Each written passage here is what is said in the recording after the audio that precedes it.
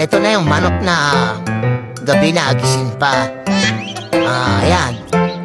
Tapos mamaya-maya alas 10 yan, magpapakuan na, magpapaapunan yung datilo ka na.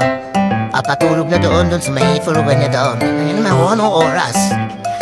Oras na ngayon, alas 8 na. Dati mamaya. One na yan.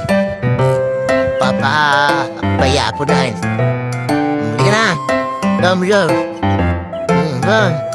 And now, ganito itong manok na tao.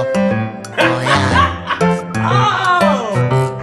Ayan, Yung ka. Ayan. Diyan ka na, matulog na. Dahil sa malang matutulaw. Amo naman ang oras. Alas 9 na. Ang gising naman ako.